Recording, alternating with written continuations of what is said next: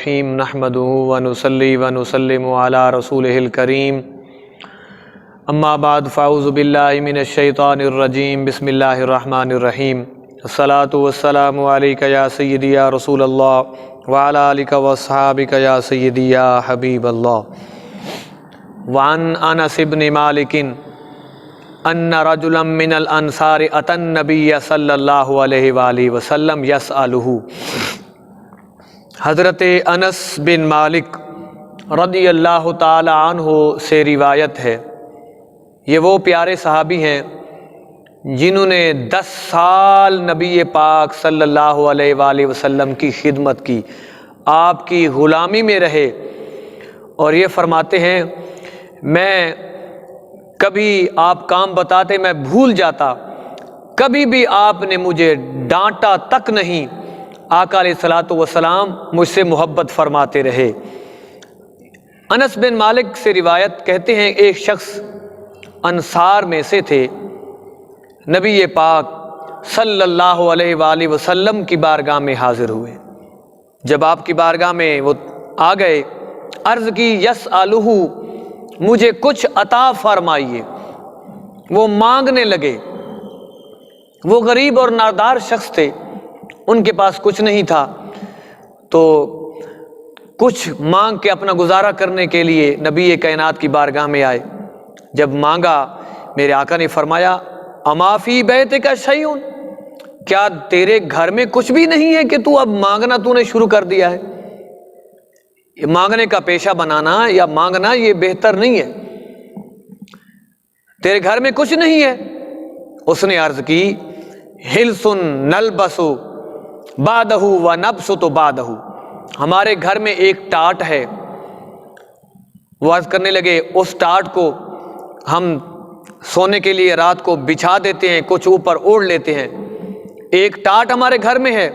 اس کے علاوہ وقعب، ایک پیالہ ہے، نشرب فیہ من الماء، اس میں ہم پانی پیتے ہیں۔ بھائی یہ 2 چیزیں ہمارے گھر میں ہیں، ٹاٹ پہننے کے لیے اور پیالہ پانی پینے کے لیے، بھائی یہ 2 چیزیں ہمارے پاس ہیں ہمارے گھر میں، اور کچھ بھی نہیں۔ اللہ اکبر! صحابہ کرام کی زندگی کا مطالعہ کریں، دیکھیں کہ انہوں نے کس طرح زندگی گزاری ہے۔ ایک ایک کھجور پر انہوں نے سارا دن گزارا کیا ہے، اور پھر اللہ کے دشمنوں سے لڑتے بھی رہے، اللہ کی راہ میں جہاد بھی کرتے رہے، صرف ایک ایک کھجور سارا دن۔ اللہ اکبر! حضرت صدیق اکبر رضی اللہ تعالی عنہ جب میرے آقا نے ارشاد فرمایا غزوہ تبوک کے لیے خرچ کرو، تو گھر کا سارا مال لے کے نبی کی بارگاہ میں حاضر کر دیا، تو گھر کا گزارا کیسے ہوگا؟ لیکن وہ متقی اور پرہیزگار ایسے تھے، تقوی ان کا ایسا تھا، توکل علی اللہ ایسا تھا کہ یہ سارا دے رہا ہوں، اللہ گھر کے لیے کوئی اور دے دے گا۔ تو اس طرح انہوں نے گزارا کیا میرے آقا کے پیارے صحابی نے عرض کی میرے گھر میں صرف ایک ٹاٹ ہے پہننے کے لیے اور ایک پیالہ، اس کے علاوہ کچھ بھی نہیں ہے، اس لیے میں آپ کی بارگاہ میں آیا ہوں تاکہ آپ کچھ عطا کریں گے، میں گھر کے لیے اناج لے کے جاؤں گا، ہم کھانے کا کوئی انتظام کر لیں گے۔ میرے آقا علیہ الصلوۃ والسلام نے ارشاد فرمایا ائتنی بہما، فرمایا ان جو 2 چیزیں تم نے بتائی ہیں دونوں لے آؤ، ٹاٹ بھی لے آؤ اور جو پیالہ تمہارے پاس ہے وہ پیالہ بھی لے آؤ۔ صحابی نے جب یہ آقا کے علیہ الصلوۃ والسلام کا ارشاد گرامی سنا تو وہ دونوں چیزیں لے آئے، وہ ٹاٹ بھی لے آئے، پانی کا پیالہ بھی لے آئے۔ فاخذہما رسول اللہ صلی اللہ علیہ وآلہ وسلم بیدہ، اللہ کے پیارے رسول صلی اللہ علیہ وآلہ وسلم نے ان دونوں پیالوں کو، ان دونوں چیزوں کو اپنے ہاتھ میں پکڑا، اپنے ہاتھ میں لیا اور فرمایا من یشتری ہذین، کون ہے جو ان 2 چیزوں کو مجھ سے خرید لے؟ آپ نے بولی لگا دی کہ کون ہے جو ان 2 چیزوں کو مجھ سے خرید لے۔ یہ ابن ماجہ کی حدیث ہے، ترمذی میں پاک میں بھی موجود ہے، سیاستہ کی حدیث پاک ہے۔ آپ بولی لگا رہے ہیں کہ کون ہے یہ 2 چیزیں مجھ سے خرید لے۔ حضرت انس بن مالک کہتے ہیں ایک شخص آگے بڑھے، عرض کی انا آخذہما بدرہم، میں ان دونوں چیزوں کو 1 درہم میں خریدتا ہوں۔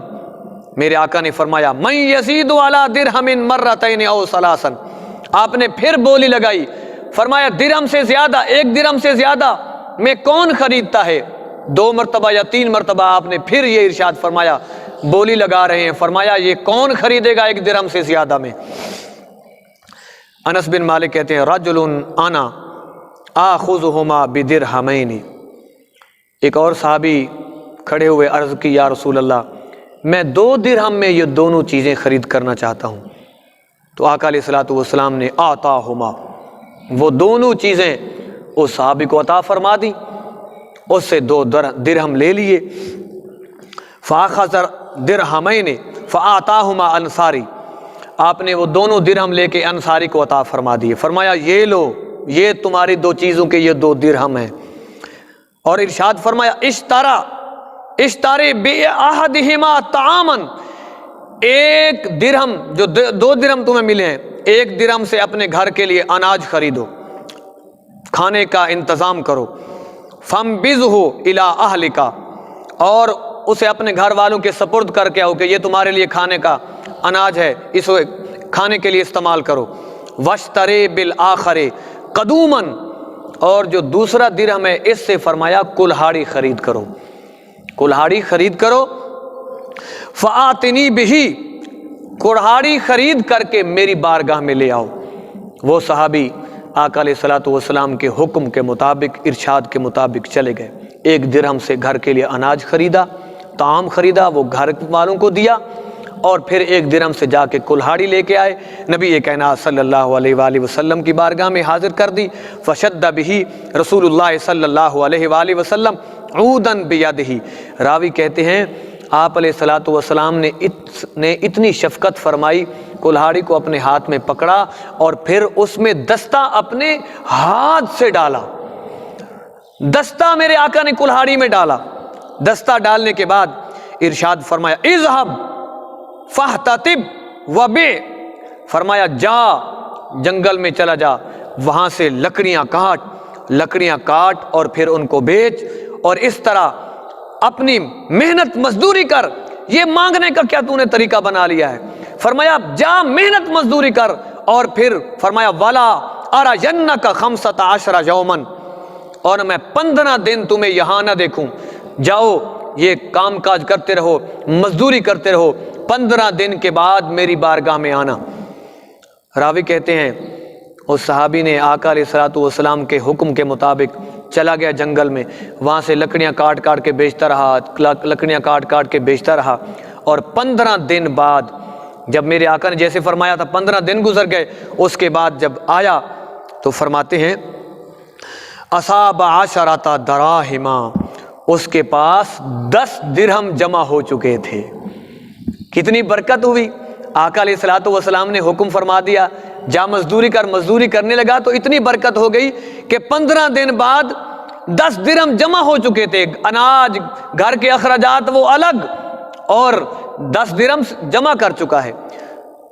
تو یہ آقا علیہ الصلوۃ والسلام کے حکم کے مطابق فرمایا یہ مانگنا تمہارے لیے بہتر نہیں ہے، مانگنا تو جہنم کے انگارے ہیں، یہ منہ کے زخم ہیں، جو مانگتا ہے اپنے چہرے پر زخم لگاتا ہے، کل قیامت کے دن اس کا چہرہ زخمی نظر آئے گا۔